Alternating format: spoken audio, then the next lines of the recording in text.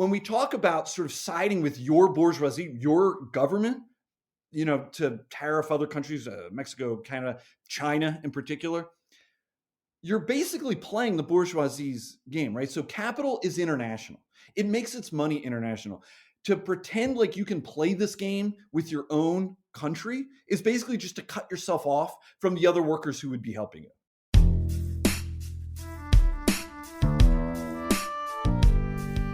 Welcome to All That's Left, a podcast from Left Voice. My name is Oden.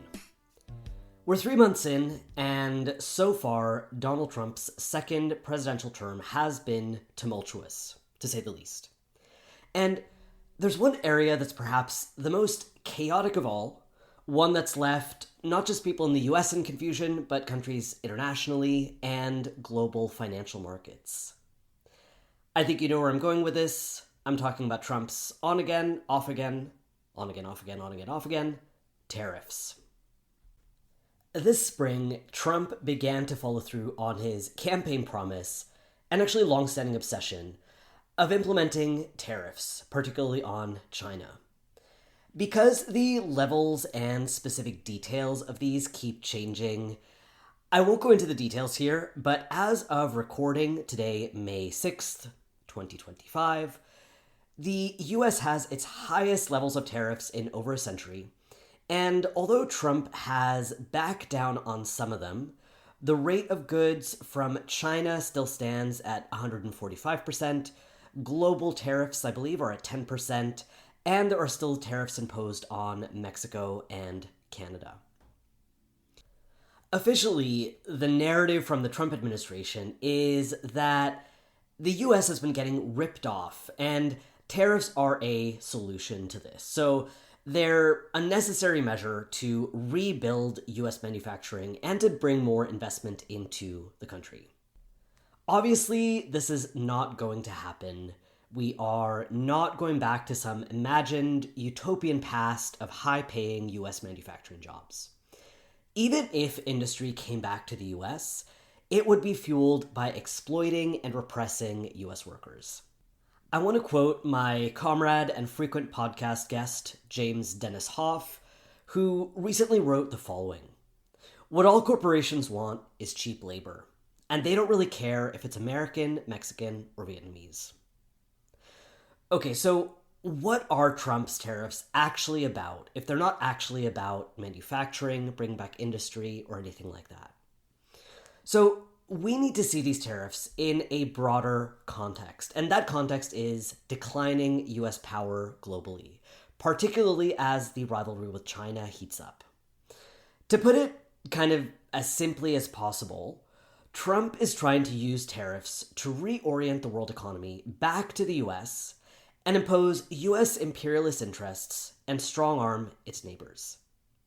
As a side note on this topic, we have a really great recent episode about Trump's approach to Mexico that you should definitely check out. Trump is already claiming some success on these fronts, like the front of reorienting the economy and strong-arming other countries, when he alleges, with no evidence, I should add, that he has negotiated like 200 trade deals. So that's the sort of international element at play here, but I want to also add a domestic element, and that's the fact that Trump's tariffs are also an attempt to throw some crumbs to the US working class. In other words, he thinks that tariffs may help him win support domestically by promising jobs and economic growth.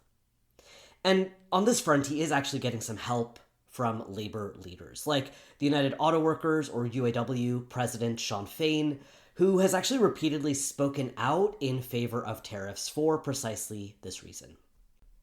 But as we'll get into in today's episode, Trump's tariffs will do nothing for either US or international workers. Decades of free trade and neoliberal attacks on the working class have, of course, been hugely destructive globally. But protectionist policies like tariffs are not a solution. In fact, in addition to the many negative consequences that we're already seeing, that we're reading about in the news, that we're maybe personally experiencing, and that we'll discuss on today's episode, these policies are likely to further drive a wedge between workers and weaken international solidarity. Today I'm digging into this with returning guest Jason Koslowski. He is a college professor and rank and file union member in Philadelphia, and he's actually kind of my go-to comrade for understanding the economy. We discuss Trump's motivation and the economic and historical circumstances that have led us to this point, including how the current tariffs actually represent some continuity with previous US administrations. Here, I'm not just referring to the first Trump term and, like I was saying, Trump's long-standing obsession with tariffs, but I'm actually also referring to continuity with both the Obama and Biden administrations, who, as you will recall, hopefully, also pivoted toward confronting China. Importantly, me and Jason also get into how we should approach the situation as leftists. As you'll hear me kind of sincerely and earnestly say in this interview, this is kind of something that I find myself struggling to wrap my head around, given the huge negative economic consequences that we're already seeing. But the fact of the matter is this: the working class paid the price for neoliberalism, and we will also pay the price for tariffs and protectionism. There is some good news, though, and here is the thing. The ruling class needs the working class to keep the engines of capitalism going. If we organize from below, if we unite the labor movements with the social movements and student movement, if we organize with our international class siblings, who are not our enemies, we as workers hold the cards. We have the power to not only stop Trump and the far right, but to fight for an independent perspective and a different system, a different economic system. You can follow us on social media, where we use the handle @left_voice. You should also check out our website, of course, leftvoice.org. I will link to some of the articles that we talk about in today's episode in the show notes. And if you'd like to support us, that would be wonderful. You could go to patreon.com/leftvoice. Here is my interview with Jason. Jason, welcome back to the podcast. Thank you. We're going to discuss the most exciting thing in the world, which of course is tariffs. So what could get the blood pumping more than that? Exactly. My thoughts exactly. And I should also say today is Thursday, April 17th. So who knows if by the time this comes out, tariffs have gone down to zero. Maybe they've doubled. Maybe they've tripled. Who knows? But we will be discussing them as they are today. On that note, though, I think it would be useful to start by sort of setting the stakes for this conversation and why tariffs are not only something we need to talk about as leftists, but also something we need to understand. Because on the one hand, yes, tariffs, of course, are going to affect us in the form of, for example, price increases, even the availability of certain goods. And to put it kind of simplistically, obviously, we know that there are going to be knock-on effects, like, for example, job losses and things like that. On the other hand, and this is where I think we need to get into sort of like why it's important to understand tariffs, the mainstream media has focused a lot on the sort of like stock and bond market turmoil and how this is like a big issue and a big problem for investors. But as people have pointed out, I think even actually Scott Bessent or someone, maybe it was Howard Lutnick, pointed out the wealthiest 10% of Americans own around 90% of stocks. And something that we've also actually written about, something we often say at Left Voice, is that, the stock market is kind of like a capitalist casino. So I'm also kind of sympathetic to these arguments of like, this is just, insider baseball, infighting among the capitalist class. And like, we should care about jobs, but like the other stuff is kind of like whatever. So my first question, all this to say, is actually kind of like a basic one, which is, why should we care about all of this, and why is it important for us to need to understand all of this? I joke like, yeah, let's get Chaz to talk about tariffs, but like, I think there's a few reasons to think that this matters. The first is this: all the shit they're gambling with on the global casino and all the wealth that's disappearing by the trillions through these tariffs, the root of all of that is our labor as workers. This is Marx's entire point, right? He's basically says like the root of all of these profits comes out of our hide. It comes from our alienated labor. That's what's sinking the economy. That's what's going to, drive up prices and so on. And the other thing is this. So the tariffs are like a mask that are covering this very interesting, and I think like world historic thing that's happening for the class struggle that we're in. Frederick Jameson says the most successful ideology in the history of the world is neoliberalism. We'll talk about what that is, right? I'm sure. But right, it's this way of running capitalist society, and it's dying. It's not dead, it's not gone, but it is like Riegering in crisis here, right? And tariffs are just sort of the mask that crisis is wearing. The world that our masters have built and that were patting themselves on the back for the end of history, that they had finally achieved the capitalist utopia, that is what is dying right now. And tariffs are a sign of that crisis. And so all of these opportunities are opening up for us as the working class to fight back, to assert our power. We are at the middle of this fight. When our masters are in crisis, that's when we have more opportunities. Yeah, totally. And just to add to this point that you made about the profits and all of us kind of going into the stock market in particular is, profits coming from our alienated labor. I think also sometimes people kind of underestimate the extent to which we are all so tied up into the stock market. I mean, to kind of mention something obvious here in the United States, our retirement funds, so-called 401k plans and things like that, are super tied up into the stock market as well. So something I'd also add is just that I think a lot of people misunderstand the fact that like it is really, really tightly wound up into the economy or tied into the economy, the stock market, the bond market, etc. Absolutely. And like the stock market is like an angry god, but it's only just from our blood, sweat, and tears, like literally the traumas and the blood and the sweat and the tears that workers put into that is the form that it takes. And it takes vengeance on us when it gets angry, right? And it has very real effects across the economy.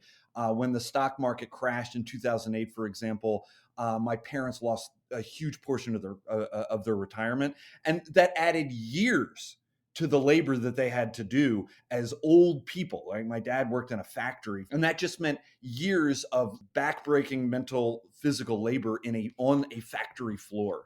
Totally. Yeah. And I mean, that's also kind of gets to the point of like why we are not accelerationists. I mean, we'll get to kind of the end of this conversation. We'll talk a little more about how we actually should approach it as leftists. But like, that is completely true. Is like the devastation caused in 2008, for example.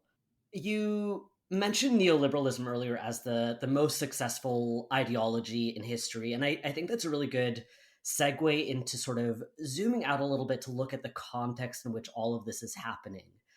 And focusing on this context in order to not just pin it on Trump as being, an erratic, wild sort of madman out there. So we have, as you highlighted, decades of neoliberalism, or even more specifically, a US-led neoliberal economic order. Free trade agreements and the removal of tariffs were a key part of developing and structuring this global economy. And now there seems to be a reversal of all of this. There's kind of a turn away from imperialist globalization, it would seem. And so, yeah, like I was mentioning, I mean, I think that this is important to bring up because this whole situation is not coming out of nowhere. It's not just the sort of thing where like, oopsies, Americans elected the wrong politicians and now the economy and stock market is in the toilet. So can you talk a little bit about this context, this like turn away from neoliberalism and the factors that led us to this point?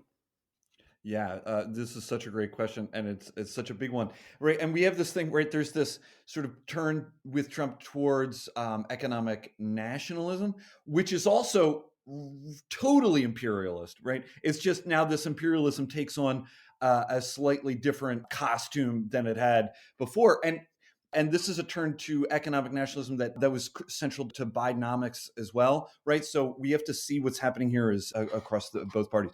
So, okay, let's step back. All right, neoliberalism. So neoliberalism, I think we want to say it's the set of economic and political ideas, practices, policies that becomes absolutely dominant in the U.S. to structure global capitalism in the 70s and 80s. And it comes out of the crises of the 1970s. The first experiment is a really murderous one in Chile, when the Chicago boys, the esteemed economists from Chicago, help the Pinochet regime initiate these top-down radical class war economic policies to, like I said, just absolutely murderous results. Of course, the bourgeoisie and the politicians say, wow, that was fantastic. Let's start doing that in the US. So what does it look like? We get an attack on the working class, dismantling of unions. That's really key because workers are going to stand in the way of profit. You want to restore profits and profitability for capital. This is what you want to do coming out of the crisis of the 70s. You get dismantling of the welfare state, privatizing things that were funded by the state, healthcare, for instance.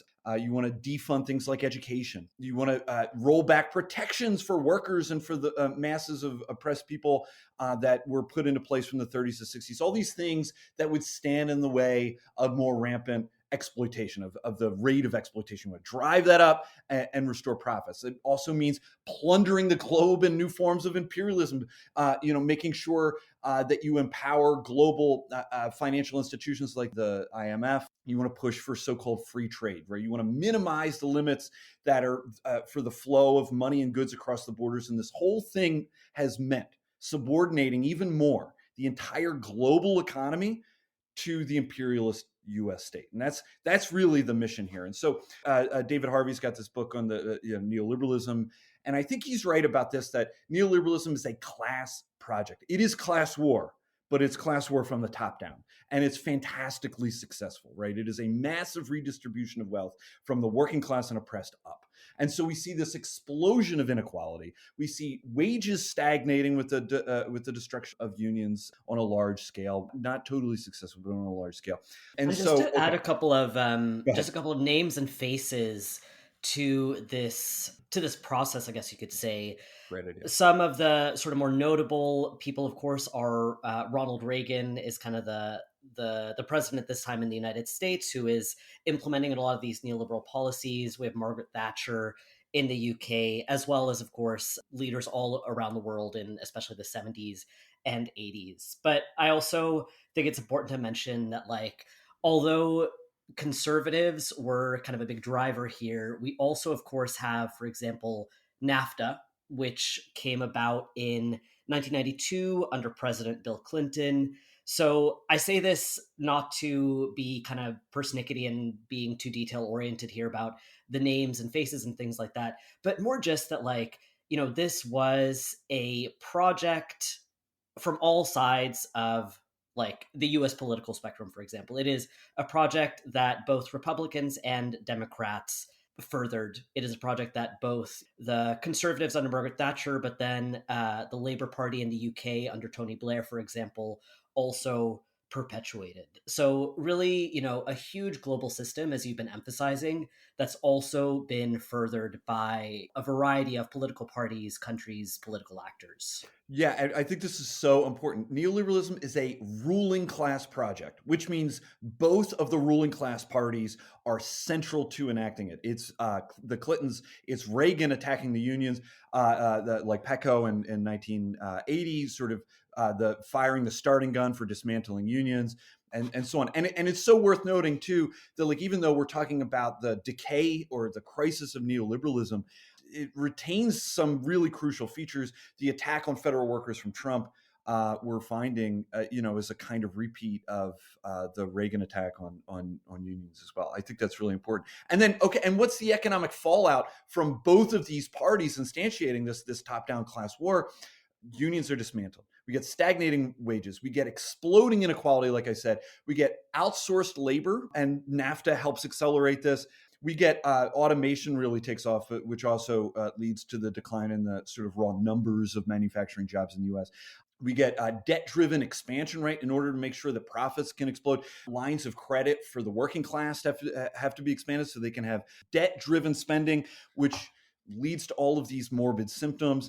We get, for example, the crisis of 2008, this massive collapse of the global economy comes from this debt-driven, predatory nature of neoliberalism, where it's built on the debt of working class and oppressed people, foisting credit on them so you can buoy the profits of the ruling class, and then this bubble pops. So the neoliberal order starts eating itself.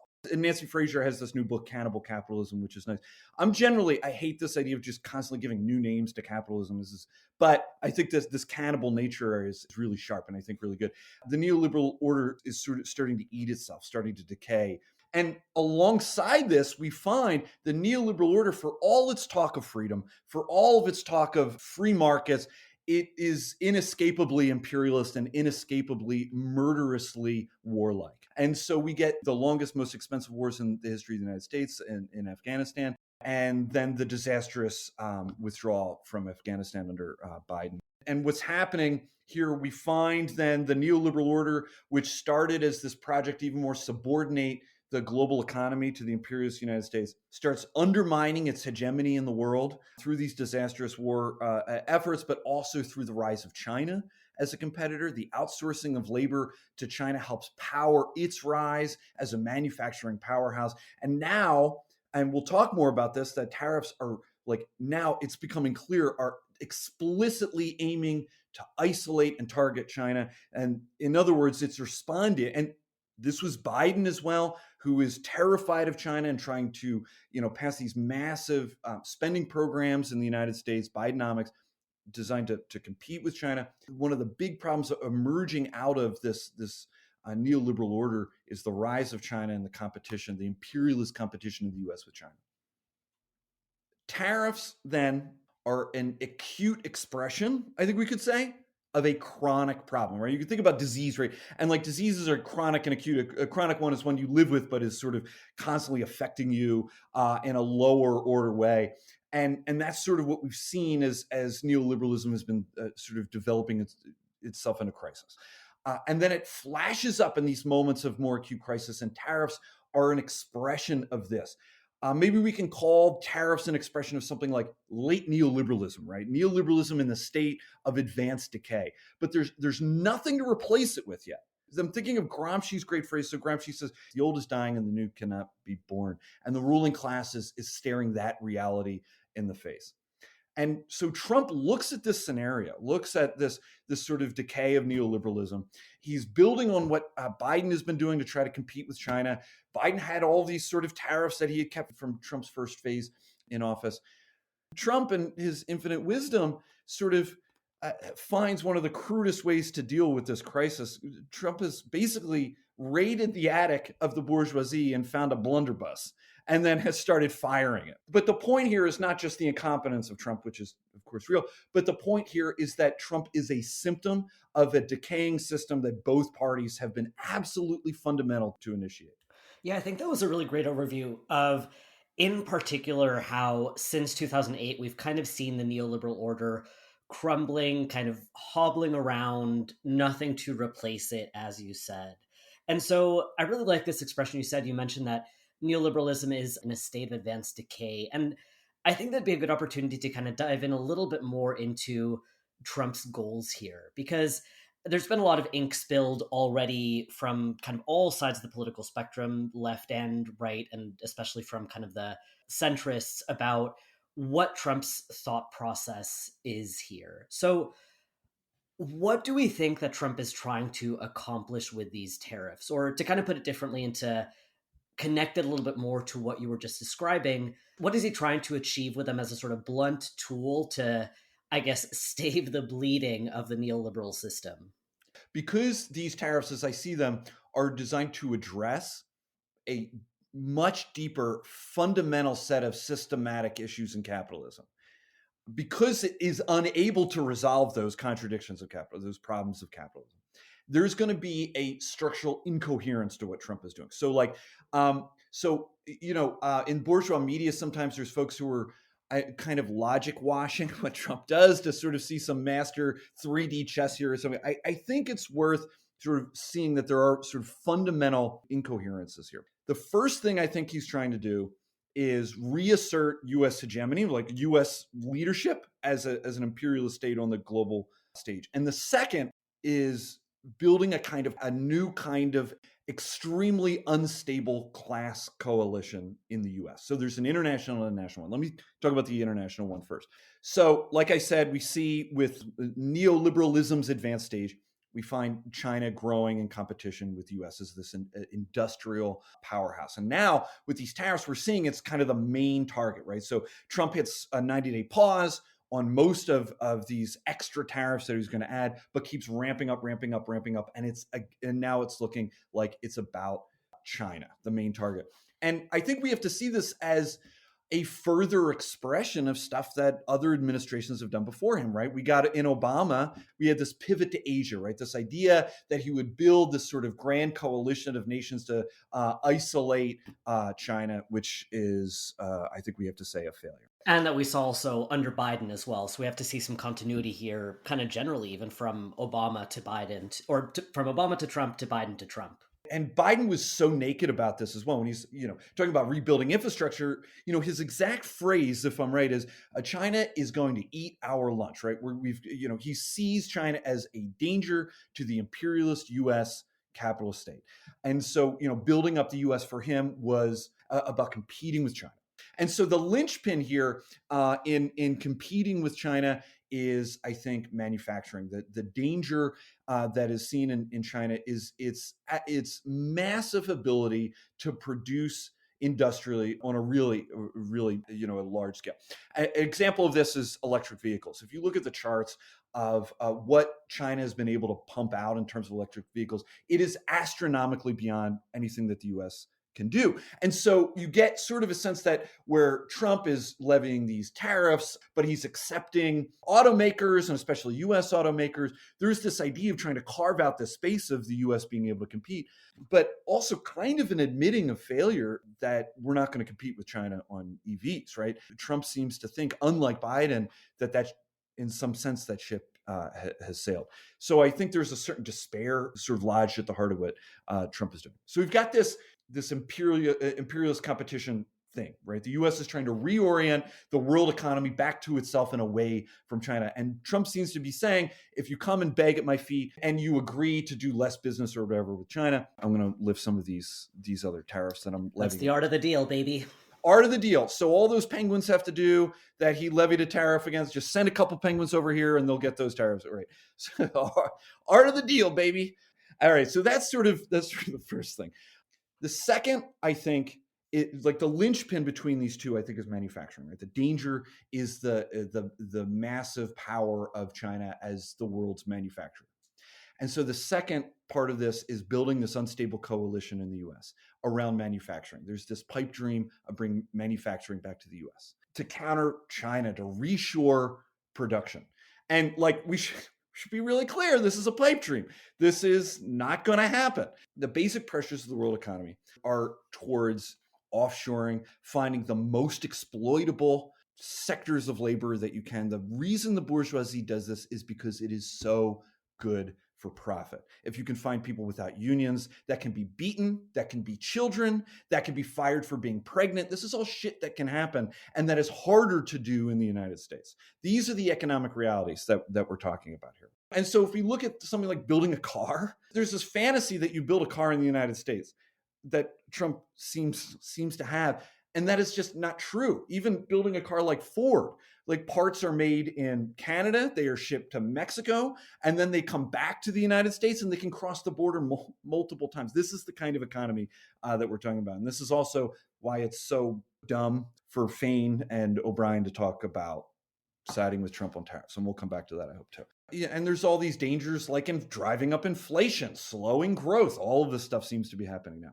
So why? How does he think that these tariffs are going to help him domestically? I think tariffs are a sign that he needs the working class in this super contradictory way. I think the working class for him is a problem that needs to be contained, that needs to be controlled, even as its exploitation is increased, right? It needs to be ushered back into the parties. I think the working class has sort of reasserted itself in some ways. It's starting to grumble and starting to sort of flex its muscles in the last few years. And we saw it in the Black Lives Matter uprising. We saw it in the auto strike. We saw it in this uptick in organizing and striking. And in the midst of I think, a very fragile capitalist economy, the working class is a problem again. And Trump is looking at the working class. And he's saying, what the fuck do we do about the working class? On the one hand, you got to, for him, you have to drive up exploitation. You have to keep attacking unions. You get Elon Musk into the White House. You got the NLRB, which is not our friend anyway, but is obviously an attack on the working class. You attack federal workers. But you also need to usher the working class into your party.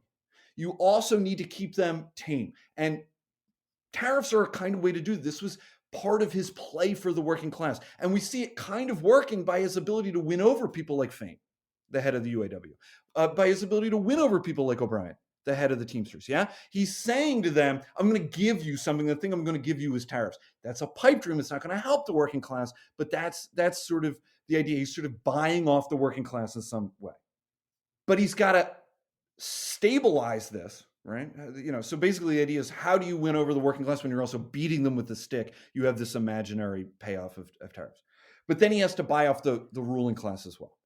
How are they going to get on board with this? He's like about to sink the world economy.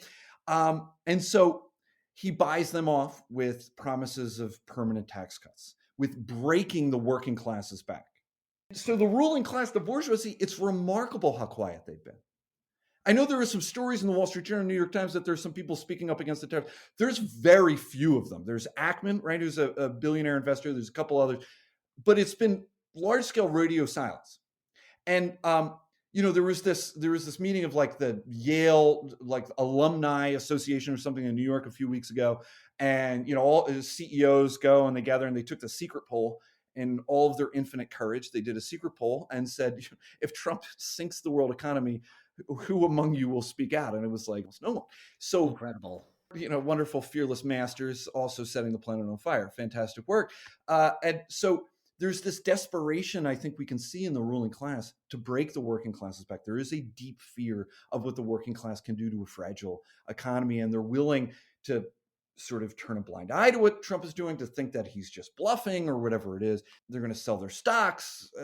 They're not going to speak up. All right. This is an unstable class coalition. The fact that this is even happening, the desperate play for tariffs, the fact that we have a ruling class that largely is silent on this, I think says something about profound problems inside of capitalism that are causing this sort of morbid symptom of tariffs, which is threatening the global economy. A much deeper problem that like the ruling class is saying to Trump, we're going to give you a pretty long leash to help us tackle or something. And that leash is not infinitely long, but there is a certain desperation, I think that we can see here.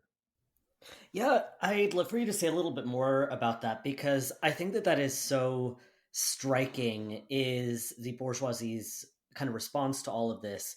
Because I remember watching, I was just like kind of compulsively refreshing Bloomberg.com to see the number of the S&P and NASDAQ go down. And I remember thinking, I was like, okay, after today, surely people will step in. Like after today, surely someone will, criticize Trump. The various tech tycoons have to step up and be like, okay, we have to stop this. Like, you cannot do these tariffs. And yet, like you were just saying, they did not do this. And it seems like there's something even deeper here in terms of like a bigger crisis that is preventing the bourgeoisie in this case from, for example, stepping in and saying, stop that. Yeah, can you say a little bit more about what you see as this deeper crisis? I am so struck by this. I think it's so interesting to compare the response of Wall Street to Trump to the response of Wall Street to Biden. Now, Biden was no friend of labor. And we know this. And his milquetoast things that he was doing to try to appeal to labor and walking on this was all pretty weak tea here, right? And we know that this capitalist party, of course. There were these reports from Wall Street. There was this, I wrote this article about how sort of Wall Street had sort of turned on Biden and got him off the ticket. There was a donor strike when Biden was doing this, right? Donors had come out and said, we're not giving your party any more money. And he got kicked off his own ticket. And Wall Street helped lead that charge. And they got the sort of pretty classically neoliberal Harris place, right? This is not happening with Trump, right? Isn't that remarkable that like he's about to sink the world economy? And there's a few people starting to speak up, but no one is talking about a donor strike. Yeah, I know we're not in an election season, but nobody is talking about these sort of more extreme measures. And I think this points to just how terrified people are of the working class. Okay, so what is the deeper crisis? What is this deeper crisis that is generating this fear? I think we have to make a quick detour to Marx. For Marx, in the notes that wind up making volume 3 of Capital, he has this remarkable, I think, absolutely fascinating insight that like crisis for capitalism is not just this like thing. It's not just this bolt from the blue. It's not just this sort of explosion. It's not just that. It's something more. It's a structural feature of capitalism. For capitalism to expand, it must generate its own internal problems, undermining, self-devouring things, right? So its profitability starts going down. It starts having a hard time ramping up productivity. It has these sort of deep problems that make it slow down and have these issues. And then capitalism has to like do these political economic tricks to just keep it going, keep it limping along, keep it limping along. Marx calls these in volume 3, these counter tendencies. And so crisis becomes this sort of chronic condition of crisis management that flares up into these sort of morbid symptoms that are sort of put down, but then the deeper crisis is still there. Crisis, in other words, Marx seems to hint, becomes at times for capitalism, and I think we're there now, an epoch or an era in which we live, a nexus in which wars and revolutions, and we have to say right now, genocides play out as its symptoms. And the ruling class and its parties just sort of deal with these symptoms as they flash up without being able to solve these deeper problems. I think this is where we are at this moment. We've got what I call this sort of two-headed crisis. The rates of profit have just never recovered since the 1970s. They sort of jump back up again a little bit, but not to post World War II levels. In the 1980s, and then they sort of level off again a little bit with the dot-com boom in the 1990s, and then there's a crash in the 2000s, and then a little bit, and then this massive crash in 2008. Profit rates just are sort of limping along. They sort of flash up at times, but nothing super stable. The way that the ruling class sort of tends to deal with this is to ramp up productivity, make workers work faster, make them work harder, right? Ramp up the rate of exploitation, get new technologies, do these sorts of things. And this is also not working. And even bourgeois economics talks about like the increase in rates of productivity has been limping along for decades, and no one knows what to do about it. And there's reasons why these two things interact, but I won't say much about that. But this is this sort of two-headed crisis. And then what do you get? You get like, well, let's just give the working class as much credit as we can. Let's do predatory financial lending. Let's get these huge, dot-com bubbles. Let's get a housing market bubble. And then they explode, right? In other words, these acute crises explode as a result of the chronic, deep, grinding crises. I think this helps explain this extreme allergy of the ruling class to disruptions in the economy. This fear that capitalism will not keep chugging along. And any sort of economist worth their salt in the bourgeois sphere is saying that there's already going to be a massive slowdown in the economy over the next few years. This looks at this point inevitable, if not a recession, then at least a massive slowing of the US economy in particular, right? So there's this fear of strikes. There's this fear of the de-alignment of the working class that's becoming restless, that's starting to look at its traditional party that, of the last few decades, the Democrats, and starting to think about the Republican Party, right? There's this fear of the working class, and Biden dealt with this by sort of his milquetoast sort of wooing of the working class. Trump is dealing with it in much more of the stick instead of the carrot.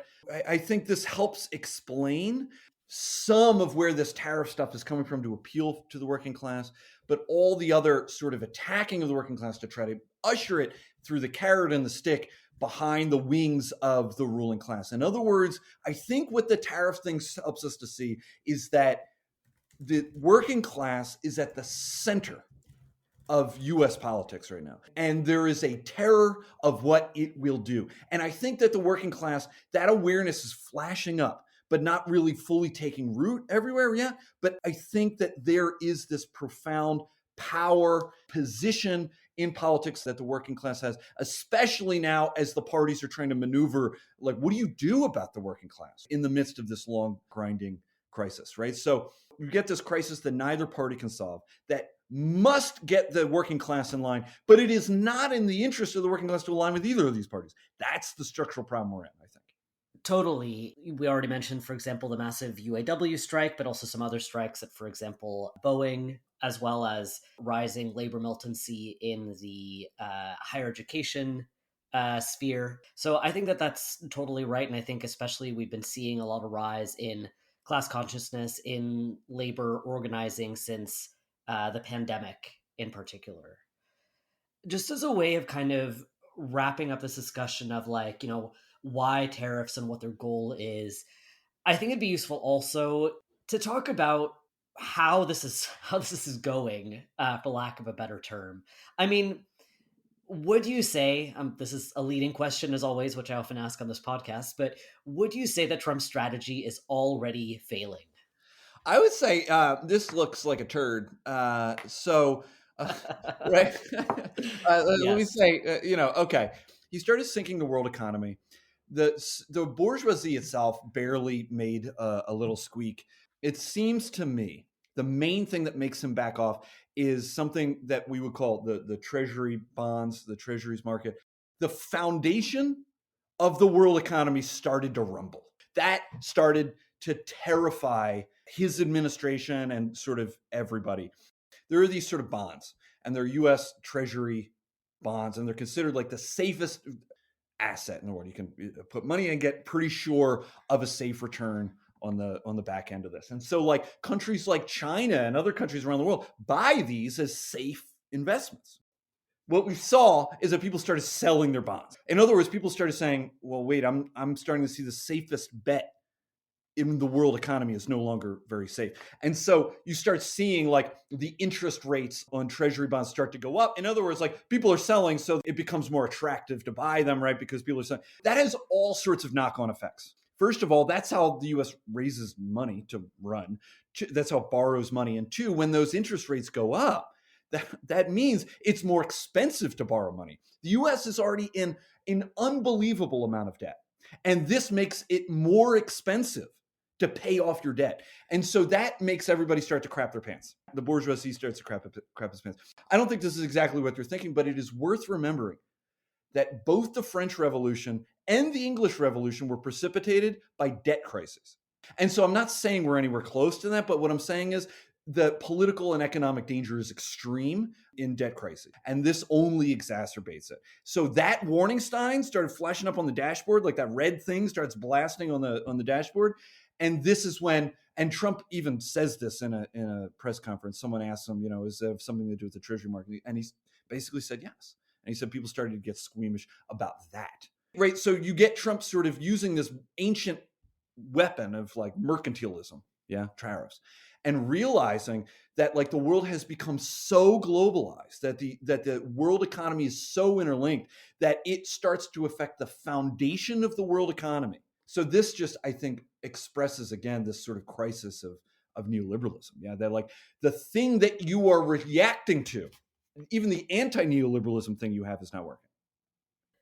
So, two characters that have kind of been lurking in the background of this conversation a little bit, who you've mentioned in passing a couple times, are Sean Fain, who is the president of the United Auto Workers Union, and Sean O'Brien, who is president of the Teamsters. They've also, although we won't really get super into this, but they've also been quite notable in terms of like who they have supported politically. So Sean Fain, as I think we've actually talked about on previous podcast episodes, is quite like a progressive figure and has been kind of lauded or lifted up by leftists and progressives.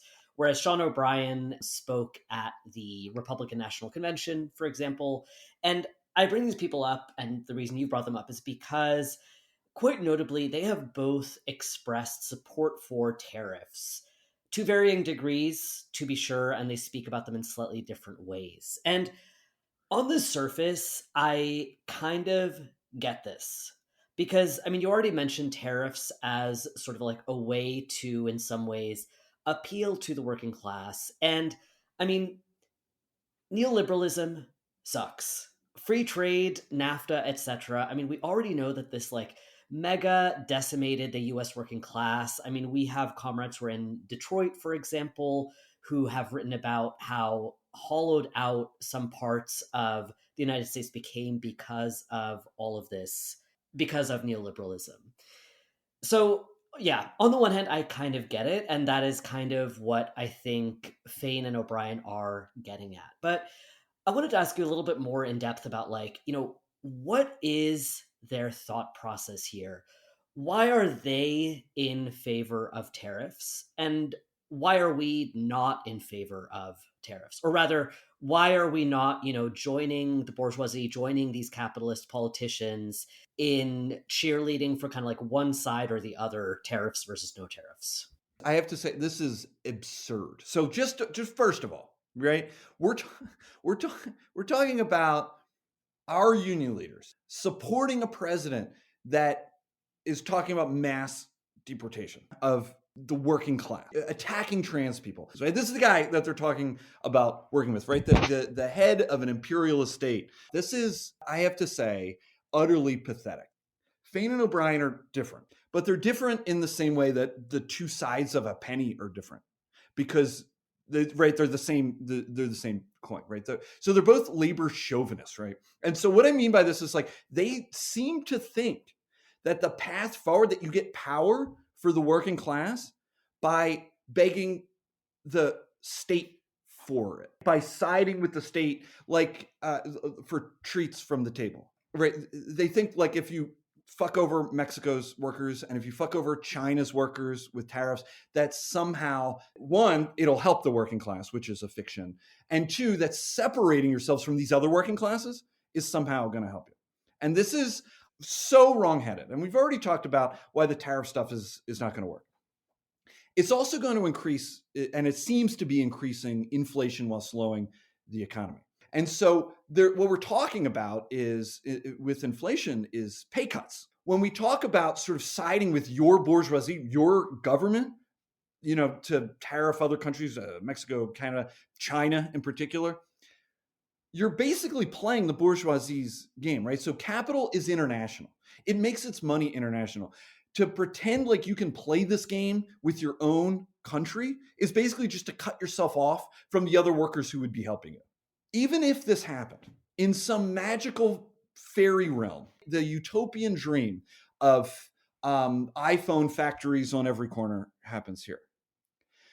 For that to make economic sense, you would have to exploit the shit out of the American worker to get the kind of profits that the ruling class need. So the ruling class went abroad to increase its rates of exploitation, to buoy its profits, as profitability has been in a crisis. What's going on inside their heads? So Trotsky has this fascinating, like, fragment of an article that he started and doesn't finish when he gets murdered in 1940 by a Stalinist. And it's called something like Trade Unions in the Era of Imperialist Decay. And it's something like this. As the ruling class becomes more powerful, centralized in, like, monopoly capital and big financial firms, becomes more and more international, unions have this temptation, right? The ruling, sort of the governing sort of layer, bureaucracy of the unions has this temptation. The temptation is this: oh shit, like, our enemies are getting more and more powerful. If we just go to the state, if we go to the government, if we go to the president and ask for better laws and vote for the right kinds of people, or ask for tariffs or protections or whatever it is, they can protect us from the bourgeoisie, from being too exploited.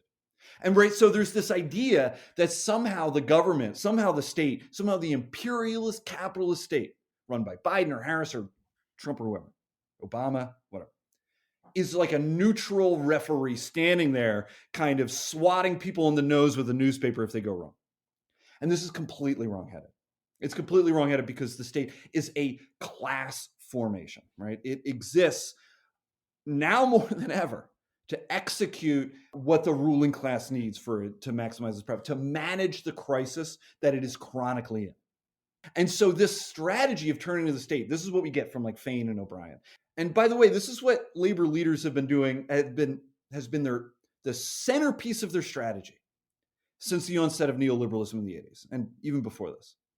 It's been an absolute miserable failure. Under this strategy, unions have been gutted, wages stagnated, global wars on the working class have been executed to murderous effect. A genocide has started in Gaza at the hands of the Israeli state.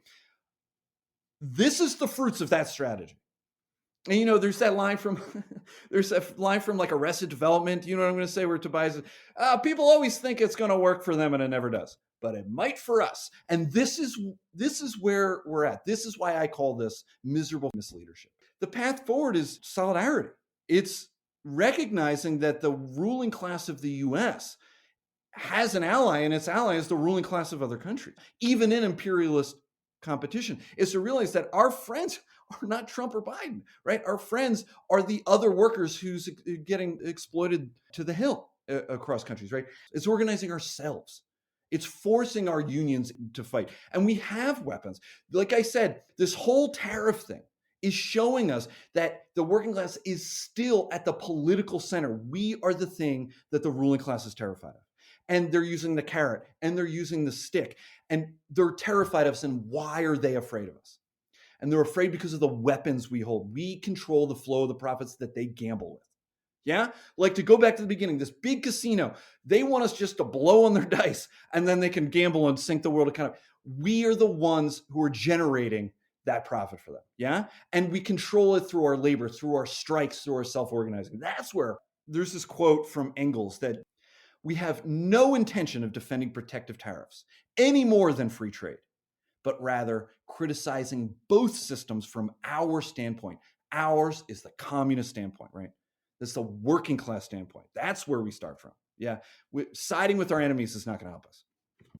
Yeah, I think that's such a powerful point, and I love that we have this quote from Engels where this was already being discussed back in their time, because I really, to be honest, kind of struggle with this topic a little bit, because on the one hand, like I've said a few times already, I mean, neoliberalism sucks, and like I don't want to, suddenly wake up and like I already live in a very high cost of living area. I don't want to wake up and be like, okay, suddenly prices are 20% higher, but I also don't want to, like, I don't know, put on my I love Ronald Reagan baseball hat and start saying like, man, yeah, tariffs are horrible. Let's get NAFTA 2.0, 3.0. Let's like keep doing this. But I think that this is such an important point that, like, it's not about fighting on the capitalists' terrain. It's not about, as you were saying about Sean Fain and Sean O'Brien, like wishing ourselves back to this like fantasy of like the mythical, like the male breadwinner going to a factory and supporting his family, getting an amazing pension, and getting a house with a white picket fence, like that fantasy from like the 60s and 70s. I mean, the goal is for us to take an internationalist socialist approach to fight for a fundamentally different economic system. It's remarkable. It's such a great point. Like how backwards looking this approach is from labor leaders like Fain and O'Brien, but backwards looking to a world that never existed, that a world where tariffs protected everybody and everything was super. And, we all went around whistling. And like, this is just not like the only path forward. Let's give up the dreams of a past that never existed. The path is forward. The path is to something past capitalism, like fighting on the terrain of our enemy, believing that somehow the ruling class is going to help us in the state. By the way, a ruling class that is no problem with either genocide or ecocide. If we think that is a ruling class that is worth existing, let alone getting help from, I think is a losing proposition. And even for the people who were able to live on that, very prosperous path of like, they had an amazing factory job, they had an amazing life where, their quality of living, their quality of life just went up and up and up. And now they have like, a $2 million house in the suburbs that they purchased for like, $5 back in the 60s or whatever. We don't have time to really go into the sort of internationalist aspect of this, but I mean, all of that was only possible because of exploitation abroad. Yeah. That lifestyle, that, the prosperity of the United States was made possible by exploitation elsewhere, by exporting that exploitation to other countries. So I just think that's such a key point also, is that like our fight against this has to be international. Absolutely. I think that's where all the power is. Yeah. This is why, the ruling class outlaws, in Taft-Hartley in 1947, bill supported by both Democrats and Republicans, they outlaw solidarity strikes in the country, right? I mean, there is this hyper allergy to organizing across industries, across unions, let alone across countries. And I think we have to ask, why? I think, why is the ruling class afraid of the things it's afraid of? And the answer is because that's where the power is. So the path now is forward. Yeah. The path now is for something else.